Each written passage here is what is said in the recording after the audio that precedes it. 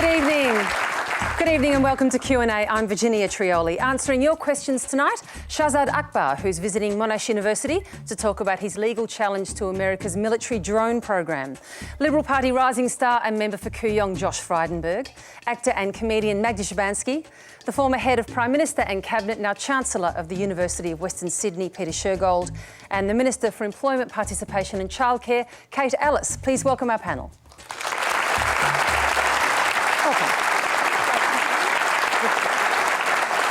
Now, as usual, we're being simulcast on ABC News 24 and News Radio, and you can join the Twitter conversation with the hashtag Quanda on your screen now. Now, our first question tonight comes from Sarah Burgess.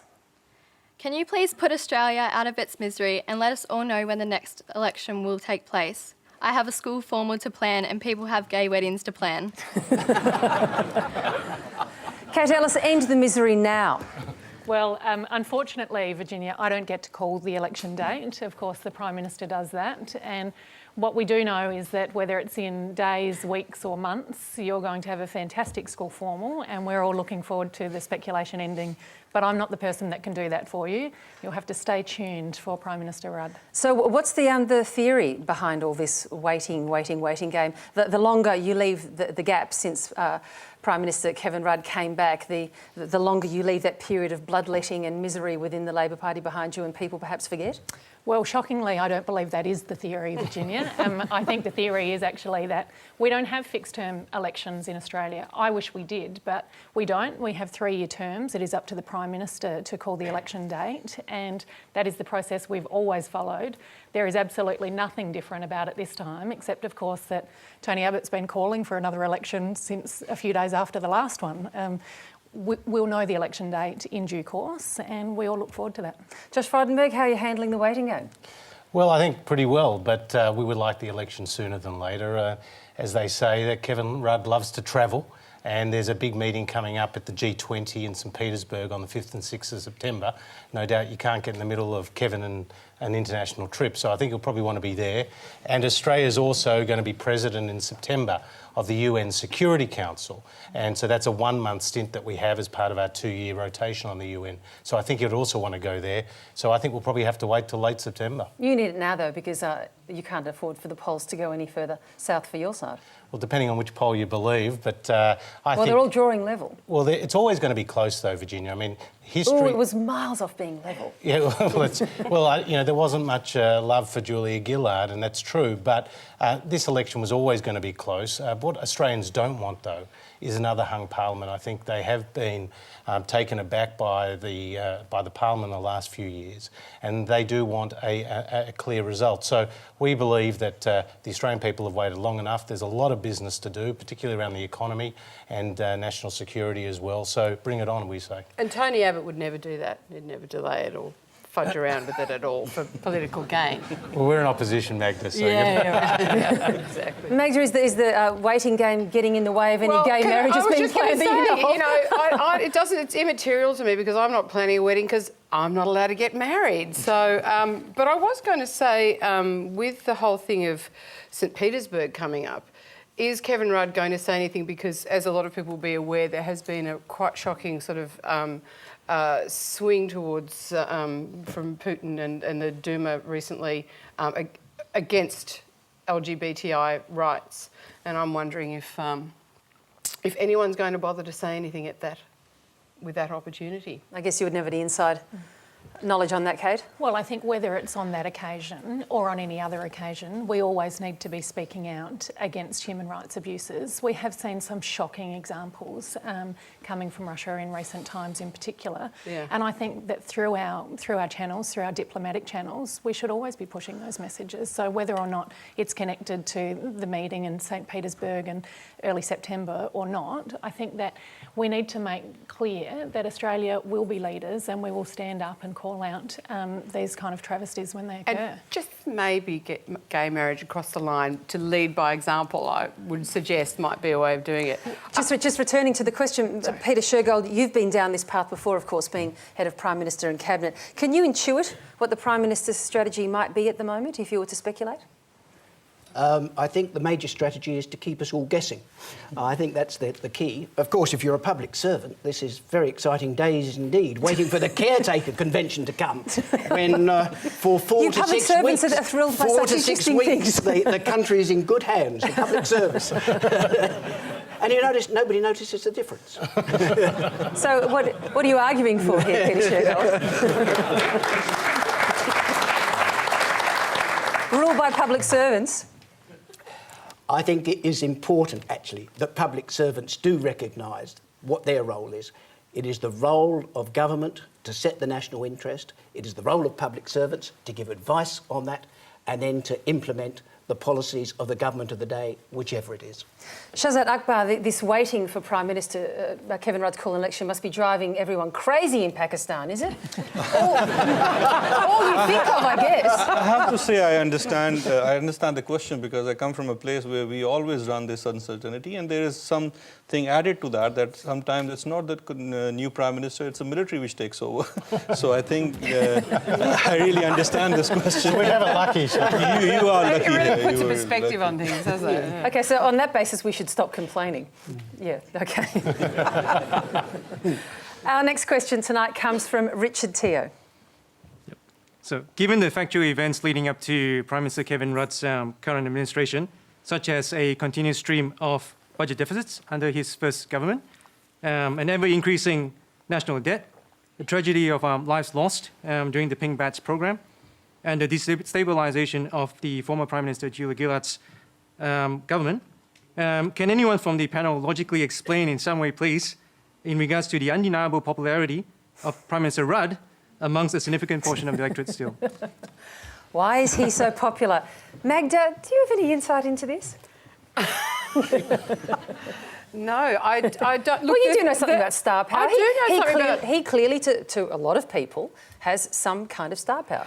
Well, I'll tell you what I do know from the inside of star power is that no faith or trust should really be placed in it, and no one, It's very easy, I think, and I'm not speaking in reference to Kevin Rudd in this regard, but I think there's a very interesting thing that happens that you'll hear from politicians. They know amongst themselves often who the good guys are, and the sad fact is I've seen with other celebrities, and we all know who the good guys are too, and there are some people who will get a reputation amongst the public, they're beloved, and behind the scenes people are going, they're not good people. And I think, so I suppose what I'm saying in the long run is that there has to be some kind of a sense of good character that is divorced from popularity. As to why Kevin Rudd is so popular, the theory is because he's kind of an outsider. Is he the Sharon Strzelecki of politics? I don't know. He does. Only you can answer that. I don't know. Look, I'll tell you. I don't know. He has a bit of a pudding bowl haircut, but he is. And I could see him in a bib, to be perfectly honest, and a skirt. But he does have a very clunky style. You know when he does that counting thing? I don't know. Got a zip.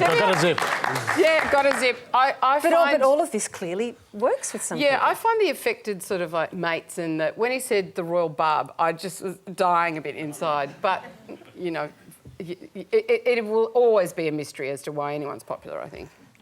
Kat Ellis, can you see it? Why so many love him?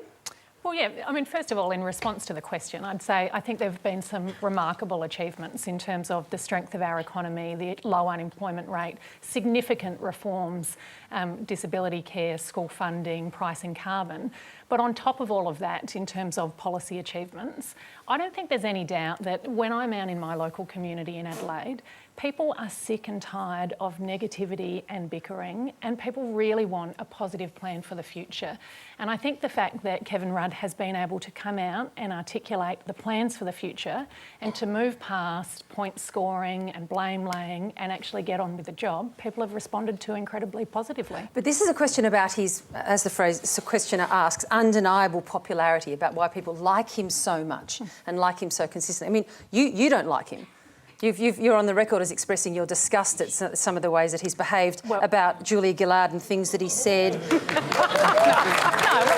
I would absolutely say that, of course, We have been through some incredibly hard times in recent times in the Labor Party, and nobody likes internal division and the like. But I will tell you that I like Kevin Rudd so much that I will do absolutely everything in my power to make sure that he's Prime Minister the day after the election, and that Tony Abbott and his negativity and lack of policies does not get anywhere near the lodge.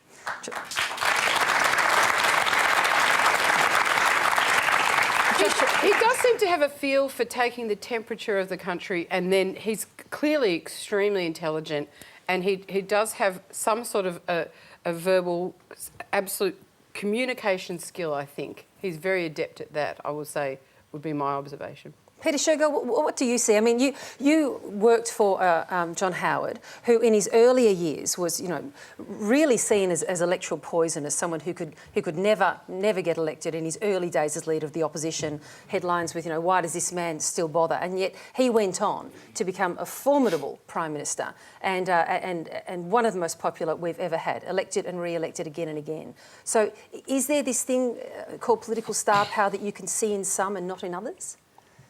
I'm certain there is. So let's remember, I also worked for 4 months for Kevin Rudd when he was first Prime Minister during the transition. Yes. I think, obviously, if you're a senior public servant, you tend to see your minister or your Prime Minister sort of warts and all from the inside, as they do of yourself.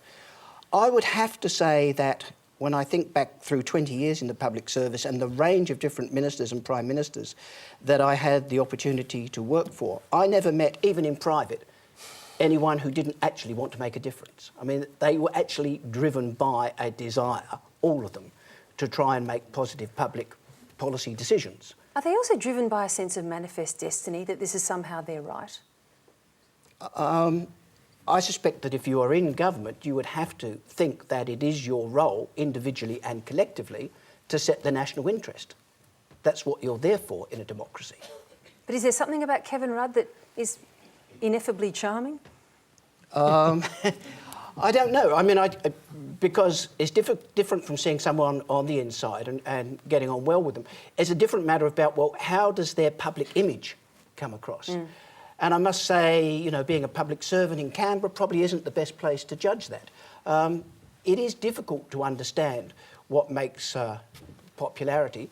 I think at the end of the day, it isn't about charisma. It is probably about people seeing that there is genuine leadership. And often, whether you agree with the policies or not, an admiration that someone does seem to have a clear strategy. Josh Frydenberg, can you explain why Kevin Rudd is so liked? Well, firstly, there's no difference between Kevin Rudd Mark I and Kevin Rudd Mark II. I mean, for the same reasons that Julia Gillard said that a government had lost its way, those reasons have not changed, namely the tax burden, namely the budget deficits, namely the border protection chaos. In terms of the celebrity of Kevin Rudd, I think it's quite dangerous, because what it is it's obscuring the real debate on important issues. So, for example, the day that he tweeted that photo of cutting himself shaving was the day that our unemployment numbers came out. And unemployment rose to 5.7%, more than 6% in Queensland, more than 8% in Tasmania. But we didn't have a debate about that. I mean, youth unemployment, an area in Kate's area, has hit the highest level in 15 years. This is the problem. This is the problem. We need to have a debate about the policy issues and not about Kevin Rudd cutting himself shaving. Actually, sorry. But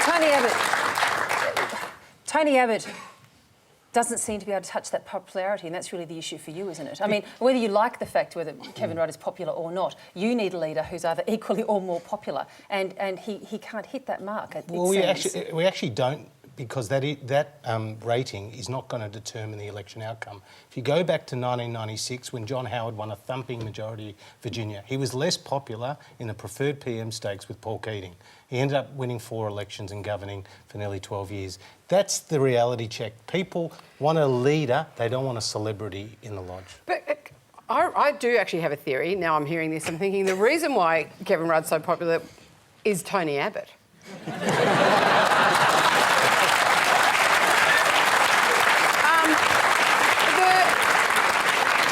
a lot of what happens, you say, John Howard, what were the choices? You look at it and you go, oh my God, these are the options. And you go, well, that's better.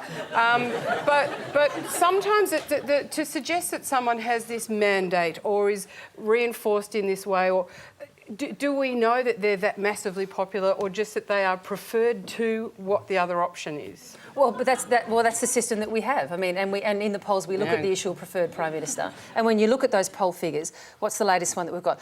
Kevin Rudd, 51% preferred Prime Minister compared to Tony Abbott, 35%. Now, on that basis, and given that we clearly will have an election called very soon, is it still going to be the coalition's view that you stick with Tony Abbott? In your view, it's not a reason to jump to someone like Malcolm Turnbull? Absolutely not. Well, firstly, we're really lucky to have Malcolm in the team. I mean, he's an outstanding individual and he's going to have a huge job in cleaning up the NBN mess.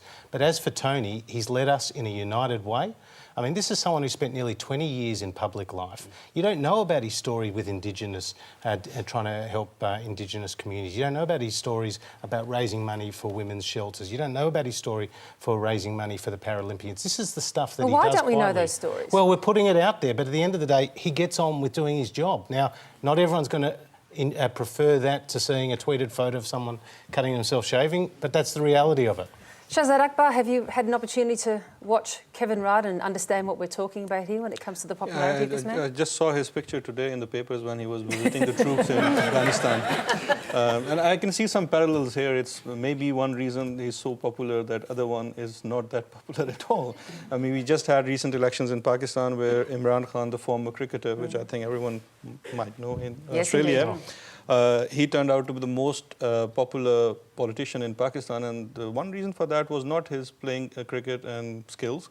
I think that was the former government and Asif Zardari and his corruption. So that's why I think maybe. What did you make of that quick trip to Afghanistan that Kevin Rudd embarked on?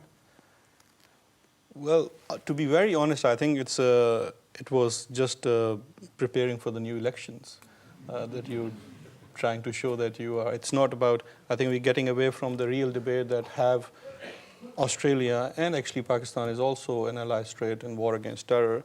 Have we been successful in the last 10 years? And this is exactly what we are trying to do in our work, working around drone strikes as well, that if we've been able to secure Afghanistan, a safe Afghanistan, for future time to come when American forces and allied forces are withdrawing from Afghanistan. And I think we are heading towards a very troubled time because we haven't been really successful, and that's the real debate which no one is talking about, and everyone is preparing for forces to come back home. Let's move along now. Our next question comes from Helen McAdam. This is for Peter Shergold mainly. The federal opposition has publicly stated that it will no longer trust the economic statement issued by the Treasury. How dangerous is the increasing politicisation of public service agencies to their impartiality and value? And what bipartisan rules of engagement can be employed to ensure that staff in those agencies are able to provide frank and fearless advice without fear of reproach or reprisal?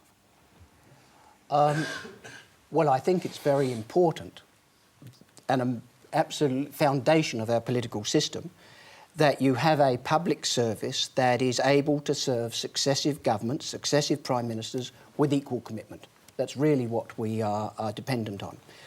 I do not easily accept the suggestion that the Australian public service has become politicised. In fact, everything I see suggests that is generally not the case, that it does provide frank, fearless, robust policy advice to the ministers and the prime ministers it serves.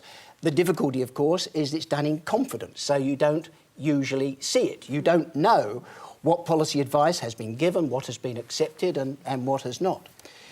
It's equally important that you have an Australian public service that realises that its role is to implement the policies of the government of the day. I sometimes get a little bit frustrated when someone says, oh, this is a really elegant policy. Oh, give me a break. You know, it's only elegant if it's delivered well. I mean, policy can only be judged by the way it is delivered. So it seems to me that the public servants have two key roles in this apolitical environment. One is to give the frank and fearless advice, and the other, when the decision is made, to implement what the government wants on time, on budget, and in fact to the government's expectations. That's why when I was in Prime Minister and Cabinet, one of the things I did was set up a Cabinet implementation unit so you could actually monitor the extent to which policies were actually being delivered as proposed. Because my sense is that it's better for a government not to have a policy at all than to announce a policy, get the announcement effect, but 6 or 12 months later find out that you haven't delivered because you'll be judged against the policy that you announced.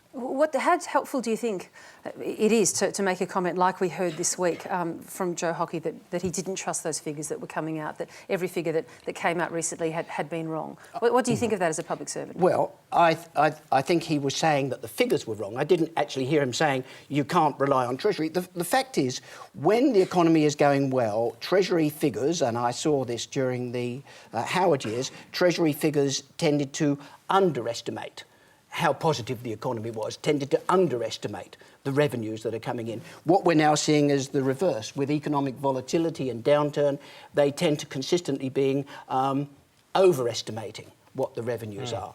I don't think that's anything to do with the politicisation of Treasury, not at all.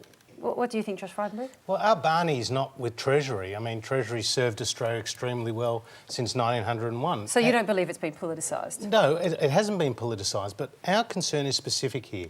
We've had 8 downgrades in less than 4 years. So on things like business investment, commodity prices, economic growth, the government has always chosen at the top end of the forecast to help their budget. And so if they put out an economic statement in this coming week, and then you have an election a few weeks after that, Treasury will feel bound to follow those forecasts that came out in the government's economic statement. And that's what our issue is. Now, we're using the Parliamentary Budget Office. We've submitted lots and lots of policies there for costings. We'll use other sources. But we have a real issue, given the track record of the government. It's the government of getting wrong all these predictions that we have to do something about it. But this comes in the context of an observation that was also made in the last few days, Josh Frydenberg, by your opposition finance spokesman, Andrew Robb, who likened Australia's AAA credit rating to the AAA credit rating that had been given to Lehman Brothers, and saying, I remind you, the collapse of Lehman Brothers, which started the global financial crisis on that very day, they still had a AAA credit rating. So what does that credit rating really amount to? That's not the sort of conversation that we normally hear held about the nature of Australia's economy and its status, is it? Well, I think we're verbling Andrew Robb, to be fair. No, that's a direct quote. But the issue here is that credit ratings are important because that goes to the cost of capital, the cost of paying for your debt. So we should believe them when they're given. Well, we should think that they are important. That's certainly my view. So if you got a AAA credit rating, that would be believable? Or not? Well, I'm saying we got a AAA credit rating when we were in government. Now, but is the standard itself believable or not? Well, before Lehman Brothers, Andrew Robb is absolutely right. There was a AAA credit rating and that collapsed. Now, there's been improvements to the system all right. So you're not.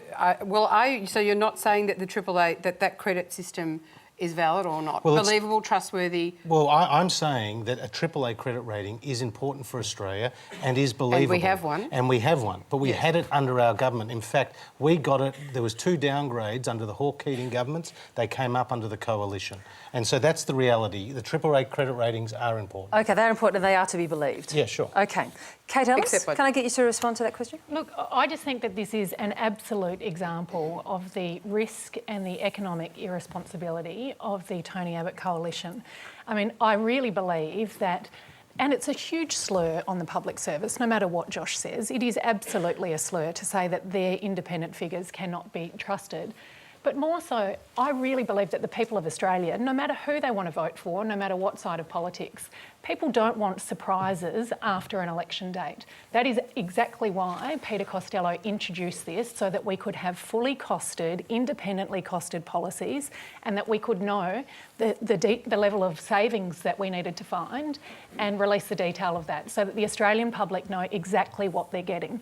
Now, that's what we are committed to doing, and that is what they are shying away from doing and desperately looking for excuses to get away from having to tell the Australian public just exactly what they're going to to cut. Can I just say, Virginia, we will never shy away from our economic record. Out of the 12 budgets that Peter Costello and John Howard delivered, 10 of them were surpluses. I'm talking about the future, Josh, but Kate, not out the of your past. last 12 budgets, all 12 have been in, well, there was 12 that have been in deficit. 5 were before the Rudd-Gillard period, 5 during the Rudd-Gillard period, and you've promised the next 2 to be in budget deficit. So 12 out of 12 deficits for you, 10 out of 12 surpluses for us. That's a pretty big contrast. Well, I would say if you were that confident, if you were really that confident, then you wouldn't be running away from independent costing and from the very system that the government that you're holding up as delivering all of these surpluses is the same government that introduced the Charter of Budget Honesty, which Joe Hockey, yourself and Tony Abbott are running away from right now. Let's move on, and you're watching Q&A, where the audience, of course, asks the questions. Our next question tonight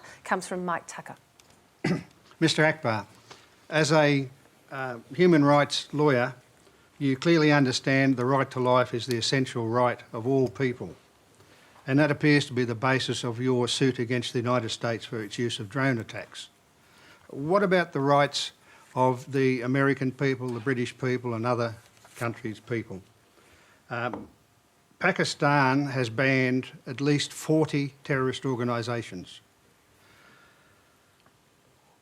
But the United States regularly finds known terrorists living in Pakistan. Would it be true to say that if Pakistan acted against these terrorists, the drone attacks would not be necessary? I think I'm really glad that you asked this question, because we are often misunderstood when we talk about challenges to drone strikes in Pakistan, because the challenges to drone strikes in Pakistan are on basis of legality of drone strikes in Pakistan. There is no denying the existence of militants and hardcore elements within Pakistan or in Afghanistan, and Pakistan has been a frontline ally on war on terror for the last 10 years since 9/11, and Pakistan has lost more than 60,000 of its people on this war, which were people who have been killed in suicide attacks or people who have been killed in fighting this war, including Pakistani military. But having said that, drone strikes are an issue here, because drone strikes are illegal strikes carried out in Pakistan in complete secrecy. And that's what's wrong with drone strikes. There is no accountability involved. There's no process involved. It's the CIA which is carrying out the process. They are under no control, no congressional oversight. And that's where the problem lies. More than 3,500 people have been killed, and these are unnamed people. I think people in Pakistan would really appreciate if CIA could name these people who have been killed. But I must tell you that according to the new survey, which has come out after Peshawar High Court, which is a high court in Pakistan, their investigation on ground, and also an investigation by a UK-based independent Bureau of Investigative Journalism, according to both reports, more than 30 civilians are killed for one militant target, and most of the time that person is also missed. So the question here is that the system or the illegality involved is one big issue, and then also there is no transparency. So that is what the problem is.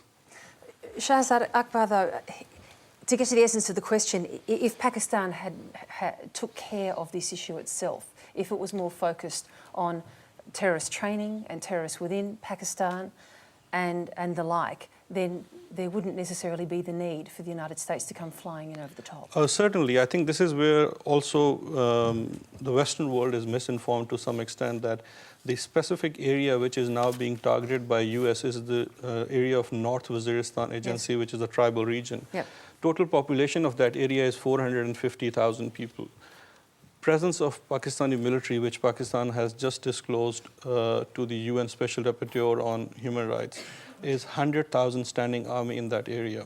So I'm sure if US give evidence of presence of any militant group at a specific target place where they're being targeted, I'm sure there's a law enforcement mechanism which can be brought into play. I think it's the distrust between the partners which is happening in shape of drone strikes, but that shouldn't be the reason of killing people illegally without the due process. As a foreign policy specialist, Josh Frydenberg, does this program and Australia's connection and the intelligence that we might provide to the US in particular, does that cause you concern? Well, I don't know what intelligence Australia provides because I'm in the opposition and I acknowledge Shahzad's expertise in this area, but I find it really interesting that President Obama, who was a liberal law professor and he campaigned against the war and campaigned for the closure of Guantanamo Bay, since coming into office has been such an emphatic user of drones. And I can only get one conclusion out of that, Virginia, which is he's seen the threat that al-Qaeda poses. I mean, Australia's been subject to that with Jamar Islamiyah and the Bali bombings in 2002. You had the Madrid bombings in 2004. You had the London bombings in 2005. You had Mumbai in 2008. There's a clear and present threat. And that's why these drone strikes have been carried out by President Obama. And they've actually taken out major high-value targets, like the number 2 from Al-Qaeda, the number 3 from Al-Qaeda, the guy who was responsible for the embassy bombings in Tanzania and also in Kenya, the US embassy bombings. Those guys have been taken out by these drone attacks. So I understand the difficulties on it, but I look at President Obama and his emphatic use of it, and I can only reach the conclusion that he's seen the threat that is posed by Al-Qaeda. Well, what does the rest of the panel think about that? Peter Shergold, I mean, we know that the numbers of civilians killed in relation to those identified and then later identifiable targets killed is way out of whack, 30 sometimes per kill. Are you comfortable with that? No, I don't think anybody can be comfortable with that. And it's one of these situations is where there is, in a sense, no first best solution. You've only got least worst solutions.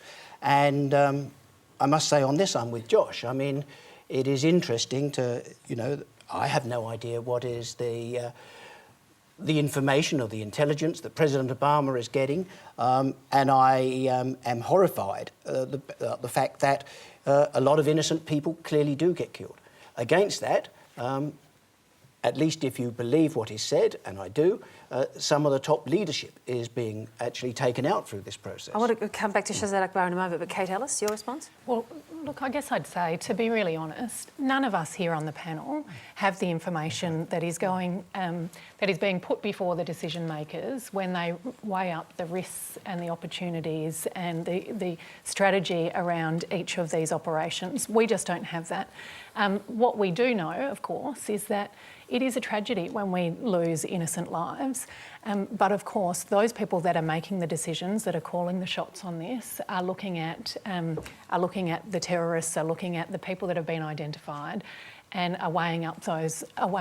And that is a really hard decision for anyone to make. And of course, it's also true that everybody would love to say that there are never any innocent casualties in war.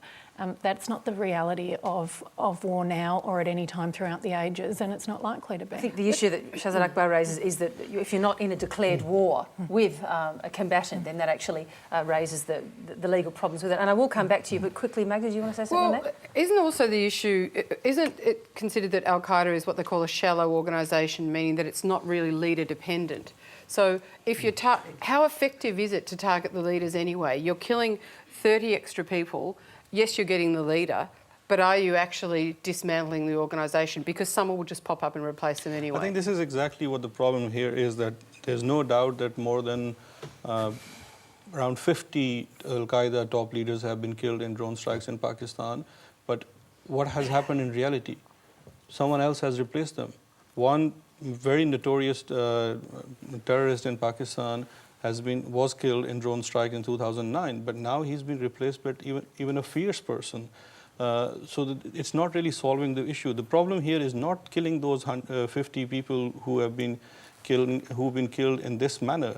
I think the problem lies with other people whose number is very high. And that's where the problem lies, because I think what all of us have said here is that none of us has the information. But the problem here is Congress doesn't have the information. Pakistani Parliament doesn't have the information. No one who should be involved in this process has the information, even post-strike. I'm not talking giving the information before the strike, but post-strike there is no information given and there is no accountability of that. And there is no way for us knowing that how, when US does not have any troops on ground, doesn't have any intelligence on ground, how they are gathering intelligence for an area which is completely landlocked. No one can go in and come out, but still you have intelligence, you're targeting people. And then we hear about signature strikes, which are basically a drone pilot is looking at the monitor and studying pattern of someone, how that person is behaving, and there's a certain behavior which is prescribed good to be killed for. Okay. We're going to move on. Let's take our next question now, and it comes from Alice Lamb. This is a question for Peter, Josh and Kate. Should governments be investing more in Aboriginal economic development as a way of addressing Indigenous disadvantage? And what's the most effective way for governments to make that investment? Peter Shergold, let's start with you. Well, yes, government should be investing more in Aboriginal economic development, but it's equally important they start to invest in different ways. My frustration, which I was very open with a few weeks ago, was that when I look back on my time in the public service, and I was at one time the CEO of ATSIC, it is just so frustrating that you had successive governments and successive ministers with public servants doing what they thought were things for the best of reasons and having the worst of outcomes. And I have then since reflected on, well, what is going on? What are the mistakes? What are the failure? And it's important to me because I don't think what we see in the Aboriginal community is just in the Aboriginal community. There's a problem here more generally with now second and third generation welfare dependence, and how can this be? You see, what I've seen in Aboriginal affairs is that you provide payments, concessions, subsidies to people, and it gives you a pretty poor minimum life standard, but effectively is passive welfare. Or you deliver a range of services which are frankly usually second-rate, housing, education, training, which tend to be go round in circles training, they don't really lead anywhere.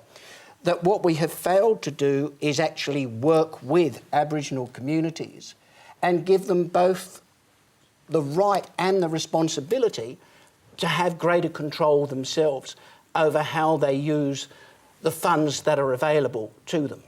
Okay? And I think this is a more general thing. I mean, what we've got at the moment is if you treat people as beneficiaries, if you treat them as recipients, if you treat them as cases to be managed, what do? What we've seen over and over is we create learned helplessness. We create the dependence. And we see that in particular, but not exclusively in Aboriginal communities. So the more we can tailor our programs and give greater control to Aboriginal communities themselves through place-based funding, the better it's going to be. So and the more we can promote employment and those economic incentives. But how do you do that then and avoid the problem which has sprung up in many communities when you have self-determination in that way and money going directly to the community, where you stop, say, one single powerful family from controlling that money or siphoning off that money? How do you put in place then clarity and governance and oversight to make sure that it's used and deployed effectively and correctly? This is public funds. There's got to be public accountability. I'm not saying there shouldn't be public accountability.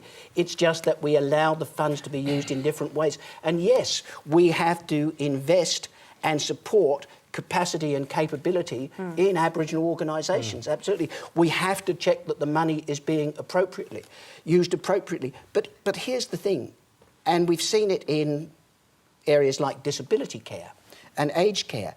If you actually say to someone, here is a level of resources that you can use, people treat those resources as their own. I mean, what we know is people spend other people's money really badly, and particularly government money.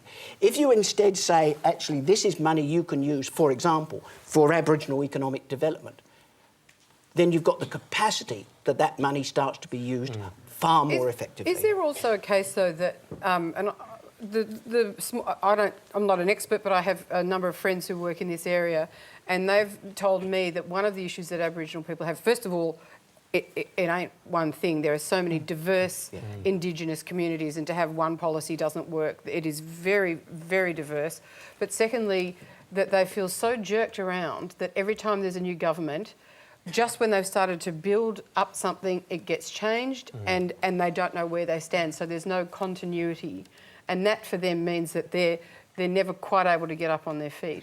Is that a contributing factor, do you think? Yes, it is. And it is true that there isn't one policy. There are, so many different types of communities. Some have been there a long time. Some have been brought together in missionary days. Community can mean many things. But the fact is, what we've got to be able to do is tailor the government funding available to meet the needs of that particular community. For instance, I know some Aboriginal people who hated the intervention and others who absolutely welcomed it. And you can't just have one solution, can you? Well, we need a bipartisan approach on this. I mean, you know... And on asylum seekers, I would say. Sure. But we need a policy that works. I tell you what we need to do is, and I might not have the fixed view that people think, but we need to stop the disgusting rhetoric. I mean, no matter what your view is, people who are suffering should not be used as a football. That's appalling. Joshua Frydenberg, I do very much want to hear from you on this issue of closing the gap. And I'm not being in any way glib when I say, are there some policies or some ideas in the opposition on your side of politics that you think might make a difference? Well, firstly, the intervention, which was a coalition idea, and as you say, it split people's views. We thought and was taken up then by the... Exactly, and we thought it was really important because you had to tackle the alcoholism, you had to tackle the pornography, and you had to tackle the domestic violence. And you had to garnish wages and the like, or garnish welfare payments, so that money was spent on food. And, you know, the job here is to get kids into school, which Noel Pearson has been pushing so much in Cape York, and to get parents into work. I pay credit to some of the government initiatives in this area. I mean, Kate's area in this program called Hippie, which is about getting mentors in for parents in Aboriginal communities so that they can look after their children better. That sort of program is a welcome one. Can I just say, Tony Abbott is genuine about this area, right? He's had a lifelong interest. He's promised as Prime Minister to spend 1 week in Indigenous communities, to take the policy out of a separate portfolio area into the Department of Prime Minister and Cabinet under his watch. I think that will make a real difference. He's really genuine, and he's partnered with people like Noel Pearson and others who are real leaders in the field. Yeah, I've spoken to him about that in the past. Kate Ellis, does the government believe there's a better or a different or a better way of delivering welfare? Well, first of all, both Peter and Magda have talked about having different place-based approaches rather than just saying from Canberra, this is the way that it will work in every community. I'm really proud of some of the measures we've put in place in that regard, and just in the last few months we've introduced the new Remote Communities and Jobs program so that communities themselves can be empowered to come up with the solutions that work right in those areas. But the question was actually about, do we need to put in extra money? And I would say that, I mean, if you looked at money alone, that has not been an indicator of success in this area. Yeah. We have seen literally billions of dollars invested in trying to close the gap, and we have not seen the results that should accompany that. So I think money is obviously incredibly important, but what else is important is that we're actually measuring what we're achieving with those dollars. And that's why the closing the gap targets are so important. We outlined the targets of how we would actually achieve real results and are being measured against that each and every year. I'm really proud that this year we're meeting our first target in terms of raising the attendance rates at kindergarten and preschool of Indigenous children. And we're on track to meet the target that's been put in place about reducing child mortality in Indigenous communities. What I would say is I agree we need a bipartisan approach. I think having targets and each and every year letting the Australian public see what progress we've made towards meeting those targets is a really good thing. I note that Tony Abbott and the opposition have not committed to keeping those targets and working towards it.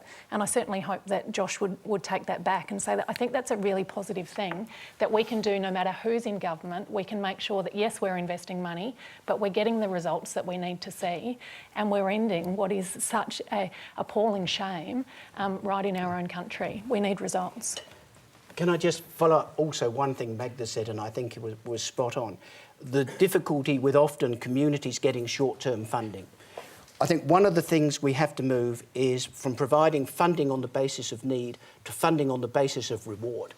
That is to say, if we're serious about Aboriginal economic development, communities that do get government resources and use them well to increase school attendance, for example, to create job opportunities, should then be rewarded by a flow-on of that funding. What too often happens is if you're a community that starts to succeed, you end up being punished because it is judged that your need is less than another community.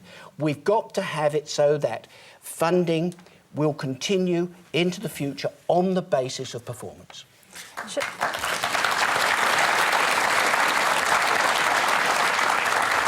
Shahzad Akbar, on this subject, I understand that the tribal people of Pakistan are in a similarly disadvantaged position too. Definitely. They have been actually kept on the periphery of Pakistan, that they are not part of the system and they've been left out and they haven't been given the due education or development which is given in rest of the country. And then now we turn out to them after 9/11 saying that you are not doing much. And actually now the question is about that, have we given them enough? Have we given them enough education, and have we given them other means which could bring them into the mainstream system? And now I think which everyone understands in Pakistan is that we need to work on, as I think Peter has been saying, that we need to actually look into getting them education and getting them all of the facilities and all of the benefits of being part of the civilized society. But that decision has to be taken in consultation with the community, and also with keeping in view that what would actually benefit them in the long term. Can I just say one last? Just very quickly, because time is on the wing. We need to move along. The other thing I think that's always concerning is that Aboriginal and Indigenous people are portrayed as hopeless basket cases. And the limited amount of time that I've spent with Aboriginal people, I have been struck by their generosity, their wisdom, and the notion that we give to them and we tell them what to do. Yeah. There is so much that we would do well to learn from them as well. It's an exchange. It's a dialectic, it's a subtle, it has to be an integration, not an imposition. And it's subtle, it's sophisticated, it's complex, but yeah. Well, it is time to move along. The next question comes from Christopher Witt. Hi, how are you? Just on a bipartisan note, I'd like you each to think for just a moment, reflect back on when you were about 20 and that process of transitioning from a dependent child relationship into a productive adult relationship. And I think the fact of the matter is right now, we have worldwide, youth unemployment is really soaring, and this is really a concern to me. We also see among Australian youth and across the world, a great many are university educated, and yet they can't find work in their field of training. So, you know, years ago, there was the military as a stepping stone, a ladder, that got you in, and this was framed up as the national service. But the question is, what's the role today for national youth service in some way to create a ladder to give people, young people especially, to help groom those job skills and to help introduce citizenship? I mean, I find it really quite embarrassing that there's a national youth service plan in Pakistan. Okay. Every country, but not in Australia. We've got your question, so let's get to it. Kate Ellis, you and Bill Shorten are looking at introducing some kind of, it's been described as youth boot camp for early school leavers. 70 million, as I understand it, out of training money to fund it. Why this program? Well, obviously I can't comment on what may or may not be going before the Cabinet. What I can say is that I'm really proud that even at a time with the GFC, we've seen that we've had youth unemployment at a lower rate, at around 11% under our government than it was under the previous government. But that is not to say that I don't completely agree that we need to be looking to do more. My own personal view is that we shouldn't do that by punishing, we shouldn't do that by humiliating young people. We should do that by providing pathways and by linking them with training. And I think that there's a number of key ways that we can do that. We run the Youth Connections program. One program which I had the opportunity in my own electorate to open, it was a trades training centre this very week, seeing young people, rather than stepping in when young people fall out of the system, let's find ways to keep them in the system. And if you can start working towards your trade, your qualification while you're still at school, so you've got a head start so you can move straight into employment, I think that's an incredibly important program and one that I really, really would not like to see cut. Okay, well, you won't speak directly to boot camp, but it's been in the papers. Josh Frydenberg, you might have read about it too. Bill Shorten involved in this. Is something like that needed in Australia? Look, we'll have a look at it when it's announced, but I mean the point here is how can you get the economy to grow, to create jobs for all these young people? And in fact, for 15 to 19-year-olds who are out there looking for full-time work, we're at 15-year highs. It's more than 24%. Well, that's actually because we're keeping them in school, Josh. Right, so let's just put the facts on the table. There are actually people who have said that they're looking for full-time... Because they're in school or training. They're 15-year-olds. They're actually people who are saying they're looking for full-time work in the ABS. And that came out the day that Kevin put his tweeted photo of him cutting himself self-shaving. So maybe you missed This photo really bothered you. So maybe you missed it. But youth unemployment's a huge issue. I mean, that's one of the great problems with, you know, the fallout of the GFC. If you go to Spain and Italy and Ireland, it's up to 50%. Yeah. So how do we grow the economy to create these jobs? And if you look at the collapse in the manufacturing sector, if you look at the collapse in the small business sector, you know, we're seeing so many jobs go offshore. That's how we've got to get kids into employment. I mean, it's a nice pre-election announcement to talk about boot camp, but deal with the rising unemployment in this country with real policies. All right, there's time for just one last question tonight, and it comes from Adam Barber. I'm currently a law and arts. I'm currently in a law and arts degree at UWS. I have found that there are a lot of negative comments in regards to law and literature degrees. People say that law is expensive and hard degree, and finding jobs is really hard, and that philosophy and literature don't give you the skills necessary for the workforce. As a university chancellor, what do you say about my prospects for seeking employment in the future?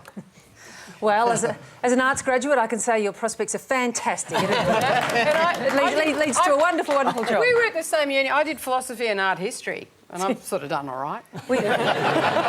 We met in cinema studies class, do you believe it? So that's where it takes How wanky. Exactly.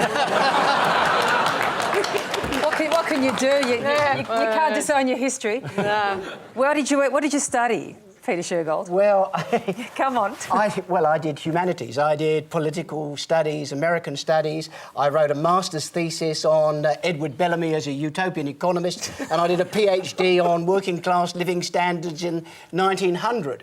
So I was very well prepared to be head of PM&C. Public servant. Which does lead me to my key point. Yes. Of course those sorts of degrees are worthwhile, because you learn how to research, you learn how to conceptualise, you learn how to synthesise, you learn how to tell a story, you now learn how to put arguments together. Of course those degrees are valuable, and I'm delighted you're doing it at the University of Western Sydney.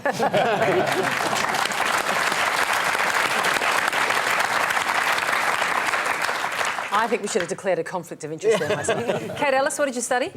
Well, my major was actually in history, and I remember at the time someone saying to me, "Are you going to be a historian?" I said, "No." "Are you going to write history books?" I said, "No." And I mean, the previous questioner said, "Think back to yourself as a 20-year-old," which I shuddered a little bit. I was a very idealistic 20-year-old, and I was of the view that if you study something that you love, it will lead to a career that you love. And if you are genuinely passionate about what you're doing, then I think that's a really good course to be on, and you should stay there.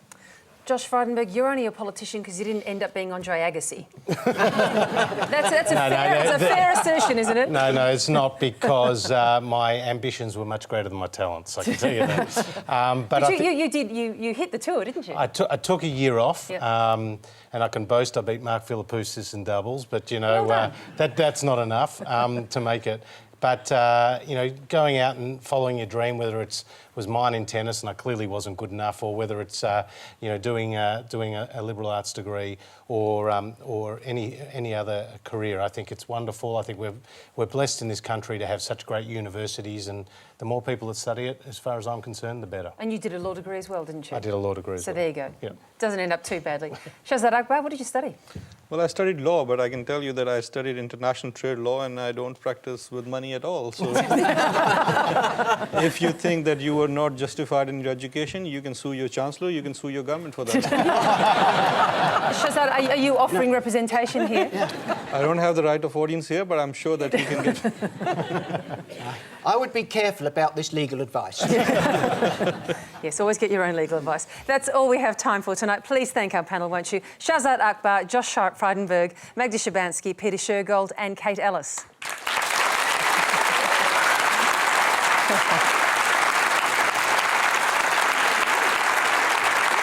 Now, next Monday, Tony Jones is back with the Parliamentary Secretary for Housing and Homelessness, Doug Cameron, the Shadow Minister of Climate Action and Environment, Greg Hunt, the Head of Al Jazeera English, Al Anstey, the founder of Youth Without Borders, Yasmin Abdel-Magid, and the Financial Review's Pamela Williams, whose book Killing Fairfax chronicles the decline of one of Australia's great media empires. I'll be back on News Breakfast from 6 a.m. this Wednesday. Have a great night.